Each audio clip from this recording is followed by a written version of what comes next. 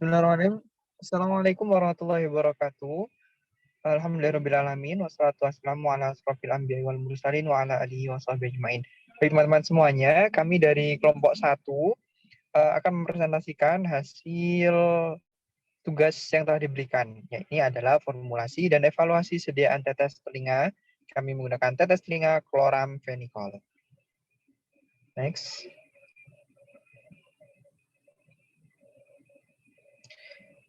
Untuk kami beranggotakan 10 orang, ada Mbak Kian, ada Dita, ada Gani Danisa, ada Puput atau Putri Nur Falufi, ada saya sendiri, Fadel Nordan, ada Nurul Inayah, Ika Putri, Azizah, Andini, dan Al-Hafiz.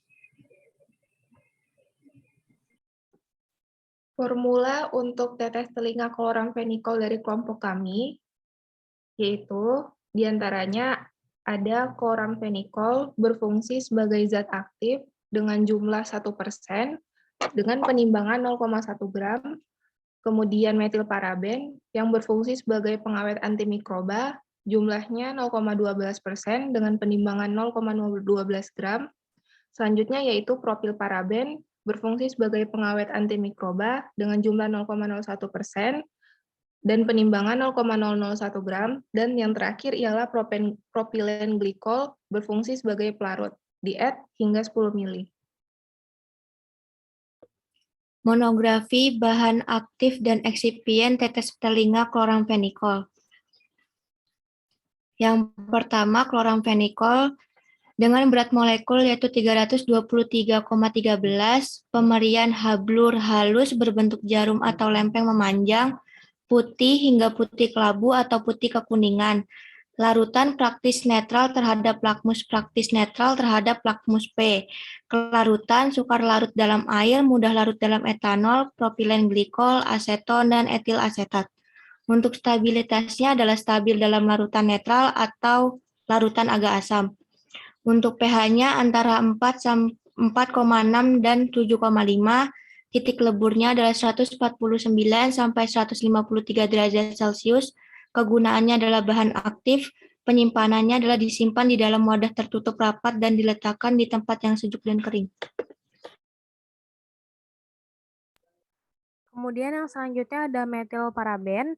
Untuk berat molekulnya 152,15, untuk pemeriannya hablur kecil, tidak berwarna atau simplisia hablur putih, tidak berbau atau berbau khas lemah, mempunyai sedikit rasa terbakar.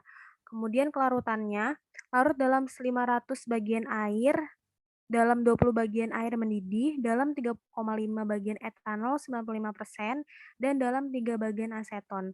Mudah larut dalam dan dalam larutan alkali hidroksida, larut dalam 60 bagian gliserol panas, dan dalam 40 bagian minyak lemah, nabati panas. Jika didinginkan, larut tetap jernih. Kemudian stabilitasnya stabil dalam wadah yang terhindar dari cahaya, dapat disterilisasi dengan autoklaf pada suhu 120 derajat Celcius selama 20 menit tanpa dekomposisi. Inkompatibilitasnya aktivitas berkurang dengan adanya surfaktan non-ionik seperti polisorbat 80 sebagai akibat dari methylation. pH-nya 3-6, kegunaannya sebagai pengawet antimikroba. Penyimpanannya wadah tertutup baik. Kemudian yang selanjutnya ada propilparaben.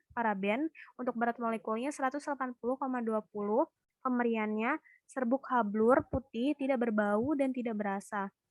Untuk kelarutannya, sangat sukar larut dalam air mendidih, mudah larut dalam etanol, dan mudah larut dalam eter, dan 3,5 bagian dalam propilen glikol. Untuk stabilitasnya, larutan propilparaben berair pada pH 3-6 dapat disterilkan dengan autoklaf tanpa dekomposisi. Larutan pada pH 8 atau lebih adalah tunduk pada hidrolisis cepat 10% atau lebih setelah sekitar 60 hari di suhu kamar. Kemudian untuk inkompatibilitasnya yaitu aktivitas antimikroba propilparaben sangat berkurang dengan adanya surfaktan non-ionik sebagai hasil dari miselisasi. Magnesium aluminium silikat, magnesium trisilikat, oksidasi besi kuning, dan biru laut juga telah dilaporkan menyerap propil paraben sehingga mengurangi khasiat pengawet. Untuk pH-nya 3-6, kegunaannya sebagai pengawet, penyimpanannya disimpan dalam wadah tertutup baik. Selanjutnya, propilen glikol. Dengan berat molekul 76,09, pemberian cairan kental, jernih, tidak berwarna, rasa khas, praktis, tidak berbau, menyerap air pada udara dan udara lembab. Kelarutannya dapat bercampur dengan air, dengan aseton, dan dengan kloroform. Larutan dalam ether dan dalam beberapa minyak esensial, tidak dapat bercampur dengan minyak lemak. Inkompatibilitas, propilen glikol tidak kompatibel dengan reagen pengoksidasi seperti kalium permanganat. Stabilitas, propilen glikol stabil secara kimiawi ketika dicampur dengan etanol 95%. Gliserin atau air. Larutan air dapat disterilkan dengan autoklaf. pH 3-6, kegunaannya sebagai pelarut. Penyimpanannya harus disimpan dalam wadah tertutup baik, terlindung dari cahaya, di tempat sejuk dan kering.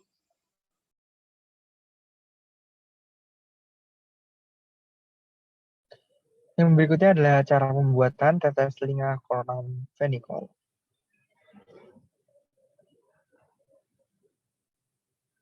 Next.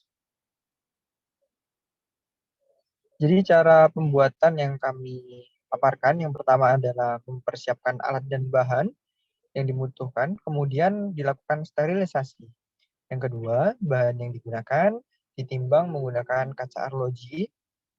Yang setelahnya, pembuatan dilakukan di dalam LAF atau laminar air flow.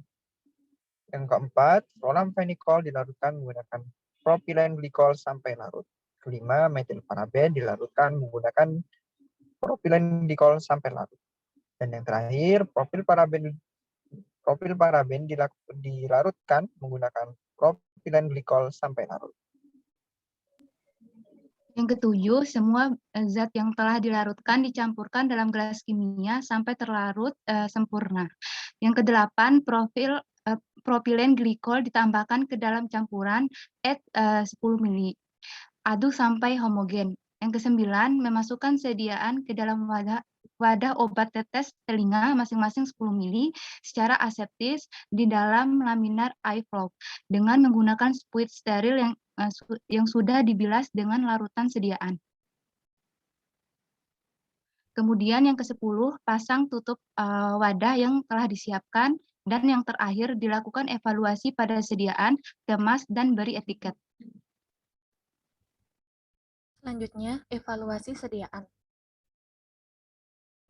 Yang pertama ada uji penetapan pH sediaan.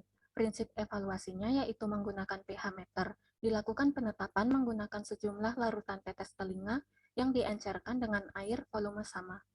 Kemudian ada uji partikulat.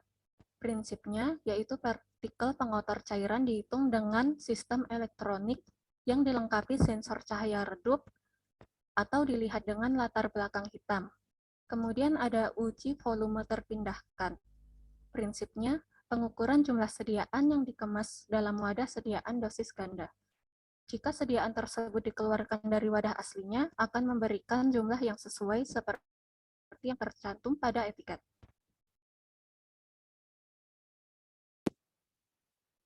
Yang keempat adalah penetapan kejernihan. Dengan prinsip, 2 tabung reaksi, zat uji, dan suspensi larutan padanan dibandingkan setelah 5 menit pembuatan suspensi padanan dengan latar belakang cahaya hitam yang berdivisi tegak lurus ke arah bawah tabung. Yang kelima yaitu penetapan kadar. Dengan prinsip penetapan kadar menggunakan kromatografi cair kinerja tinggi atau KCKT. Yang keenam, penetapan kadar air. Dengan prinsip secara titrimetri berdasarkan atas reaksi secara kuantitatif air dengan larutan anhidrat belerang dioksida dan iodium dengan adanya dapar yang bereaksi dengan ion hidrogen. Selanjutnya, uji sterilitas, yaitu untuk prinsipnya dilakukan penetapan dengan menggunakan penyaringan membran dengan porositas 0,45 mikrometer. Lalu yang terakhir ada uji kebocoran. Dengan prinsipnya, wadah sediaan diletakkan dalam posisi terbalik.